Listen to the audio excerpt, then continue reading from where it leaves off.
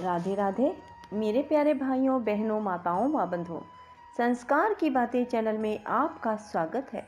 बंधुओं, आज चैत्र मास गुरुवार के दिन मैं आपको सुना रही हूँ भगवान विष्णु की कथा। बंधुओं, जो मनुष्य भी गुरुवार के दिन भगवान विष्णु की कथा को सुनते हैं, भगवान विष्णु के 108 नाम सुनते हैं, विष्णु चालीसा सुनते हैं, भगवान विष्णु शीघ्र प्रसन्न होकर उनकी सभी मनोकामनाएं पूरी करते हैं, क्योंकि भगवान विष्णु लक्ष्मी जी के पति हैं। आज जहाँ भगवान विष्णु हैं, वहाँ लक्ष्मी जी स्वतः ही रहती हैं। इसलिए बंधुओं, गुरुवार के दिन भगवान विष्णु जी की कथा को अवश्य सुने। बंधुओं, यदि आपने YouTube चैनल संस्कार की बातें अब तक सब्सक्राइब नहीं किया तो ज़रूर करें और बेल आइकन दबाना ना भूलें, ताकि आपको हमारी आने वाली सभी वीडियोस की जानकारी सबसे पहले हो सके। बोलो विष्णु भगवान की जय हो।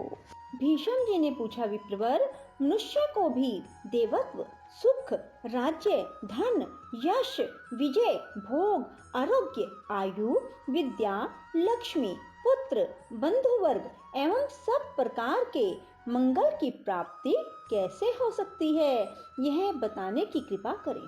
पुलस्त्य जी ने कहा, राजन, इस पृथ्वी पर ब्राह्मण सदा ही विद्या आदि गुणों से युक्त और श्री संपन्न होता है।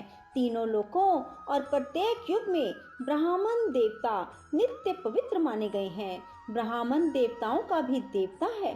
संसार में उसके समान कोई दूसरा नहीं है। वह साक्षात धर्म की मूर्ति है और इस पृथ्वी पर सबको मोक्ष प्रदान करने वाला है। ब्राह्मण सब लोगों का गुरु, पूज्य और तीर्थ स्वरूप मनुष्य है। ब्रह्मा जी ने उसे सब देवताओं का आश्रय बताया है। पूर्व काल में नारद जी ने इसी विषय को ब्रह्मा जी से इस प्रकार पूछा था, ब्राह्मण किसकी पूजा करने पर भगवान लक्ष्मीपति प्रसन्न होते हैं? ब्रह्मा जी बोले, जिस पर ब्राह्मण प्रसन्न होते हैं उस पर भगवान विष्णु भी प्रसन्न हो जाते हैं। अतः ब्राह्मण की सेवा करने वाला मनुष्य पर ब्रह्म परमात्मा को प्राप्त होता है। ब्राह्मण के शरीर में सदा ही श्री विष्णु का निवास है, जो दान, मान और सेवा आदि के द्वारा प्रतिदिन ब्राह्मणों की पूजा करता है। उसके द्वारा मानो शास्त्रीय विधि के अनुसार उत्तम दक्षिणा से युक्त 100 यज्ञों का अनुष्ठान हो जाता है। जिसके घर पर आया हुआ विद्वान ब्राह्मण निराश नहीं लौटता, उसके संपूर्ण पापों का नाश हो जाता है। वह अक्षय स्वर्ग को प्राप्त होता है। पवित्र देश काल में सुपात्र ब्राह्मण को जो धन दान किया जाता है उसे अक्षय जानना चाहिए। वह जन्म जन्मांतरों में भी फल देता रहता है।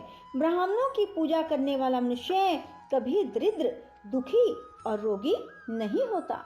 जिस घर के आंगन में ब्राह्मणों की चरण धूलि पड़ने से पवित्र एवं शुद्ध होते रहते हैं, वे पुण्य क्षेत्र के समान हैं। उन्हें यज्ञ कर्म के लिए श्रेष्ठ माना गया है।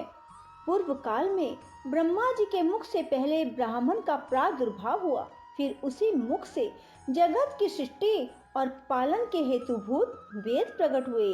विधाता ने समस्त लोकों की पूजा ग्रहण करने के लिए, समस्त यज्ञों के अनुष्ठान के लिए ब्राह्मण के ही मुख में वेदों को समर्पित किया। पितृयज्ञ, विवाह, अग्निहोत्र, शांति कर्म, सब प्रकार के मांगलिक कार्यों में ब्राह्मण सदा उत्तम माने गए हैं। ब्राह्मण के ही मुख से देवता हव्य का और पितर कव्य का उपभोग करते हैं। ब्राह्मण के बिना दान, होम और बलि सब निष्फल होते हैं। जहाँ ब्राह्मणों को भोजन नहीं दिया जाता, वहाँ असुर, प्रेत, दैत्य और राक्षस भोजन करते हैं। दान, होम आदि में ब्राह्मण को बुलाकर उन्हीं से सब कर्म कराना चाहिए। उत्तम देश काल में उत्तम पात्र को दिया हुआ दान लाख गुना अधिक फलदायक होता है। ब्राह्मण को देखकर श्रद्धा पूर्वक उसको प्रणाम करना चाहिए। उसके आशीर्वाद से मनुष्य की आयु बढ़ती है, वह चिरंजीवी होता है। ब्राह्मण को देखकर उसे प्रणाम न करने से, ब्राह्मण के साथ द्वेष रखने से, उसके प्रति अश्रद्धा करने से मनुष्यों की आयु क्षीण हो जाती है। उनके धन ऐश्वर्य का नाश होता है, परलोक में उनकी दुर्गति होती है। ब्राह्मण का पूजन करने से आयु, यश, विद्या और धन की वृद्धि होती है तथा मनुष्य श्रेष्ठ दशा को प्राप्त होता है। इसमें तनिक भी संदेह नहीं है। जिन घरों में ब्राह्मण के चरणोदक से कीच नहीं होती, जहाँ वेद और शास्त्रों की ध्वनि नहीं सुनाई देती, जो यज्ञ, तर्पण और ब्राह्मणों के आशीर्वाद से वंचित रहते हैं, वे शमशान के समान हैं। नारद जी ने पूछा, पिताजी, कौन ब्राह्मण अत्यंत पूजनीय है? ब्राह्मण और गुरु के लक्षण का यथावत वर्णन कीजिए।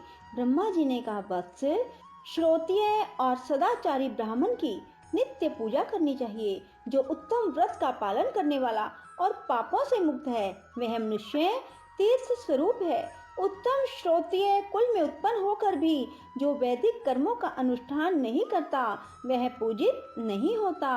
असत क्षेत्र मात्र कुल में जन्म लेकर भी जो वेद अनुकूल कर्म करता है, वह पूजा के योग्य है। जैसे महर्षि वेद व्यास और ऋषि सिंह, विश्वामित्र यद्यपि क्षत्रिय कुल में उत्पन्न है, तथापि अपने सत्कर्मों के कारण वे समान हैं। इसलिए बेटा, तुम पृथ्वी के तीर्थ स्वरूप क्षत्रिय और ब्राह्मण के लक्षणों को सुनो। इनके सुनने से सब पापों का नाश होता है। ब्राह्मण के बालक को जन्म से ब्राह्मण समझना चाहिए। संस्कारों से उसकी द्विज संज्ञा होती है। विद्या पढ़ने से वह विप्र नाम धारण करता है। इस प्रकार जन्म, संस्कार और विद्या, इन तीनों से युक्त होना क्षत्रिय का लक्षण है। जो विद्या, मंत्र, वेदों से शुद्ध होकर तीर्थ स्नान आदि के कारण भी पवित्र हो गया है, वह ब्राह्मण परम पूजनीय माना गया है। जो सदा भगवान श्री नारायण में भक्ति रखता है, जिसका अंतःकरण शुद्ध है, जिसने अपनी इंद्रियों और क्रोध को जीत लिया है, जो सब लोगों के प्रति समान भाव रखता है, जिसके हृदय में गुरु, देवता, अतिथि के प्रति भक्ति है, जो माता पिता की सेवा में लगा रहता है, जिसका मन प्राय स्त्री में कभी सुख का अनुभव नहीं करता, जो सदा पुराणों की कथा कहता है और धार्मिक उपाख्यानों का प्रसार करता है, उस ब्राह्मण के दर्शन से प्रतिदिन अश्वमेध आदि यज्ञों का फल प्राप्त होता है। जो प्रतिदिन स्नान, ब्राह्मणों का पूजन, नाना प्रकार के व्रतों का अनुष्ठान करने से पवित्र हो गया है, जो गंगा जी के जल का सेवन करता है, उसके साथ वार्तालाप करने से ही उत्तम गति की प्राप्ति होती है।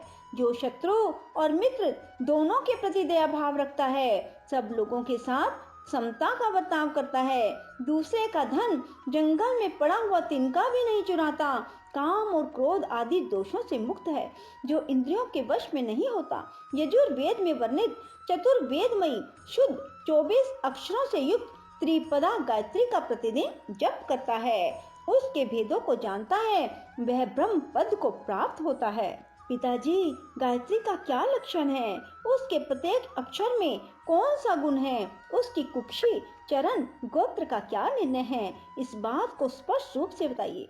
ब्रह्मा जी बोले, वत्स, गायत्री मंत्र का छंद गायत्री और देवता सविता निश्चित किए गए हैं। गायत्री देवी का वर्ण शुक्ल, मुख अग्नि और ऋषि विश्वामित्र है।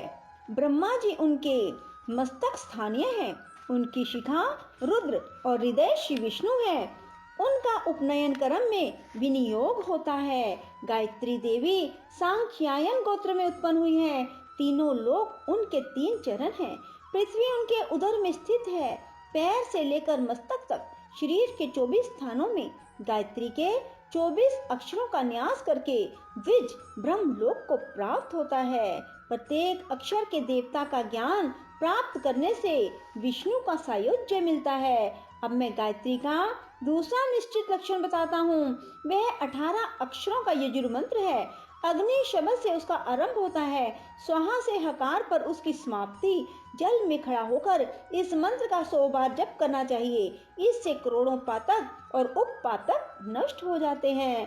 जप करने वाला पुरुष ब्रह्म हत्या आदि पापों से मुक्त होकर मेरे लोक को प्राप्त होता है। बोलो विष्णु भगवान की जय हो। राधे राधे, जय श्री कृष्णा। बंधुओं, यदि आपको हमारी वीडियो पसंद आए तो इसे लाइक करें और शेयर भी जरूर करें। धन्यवाद।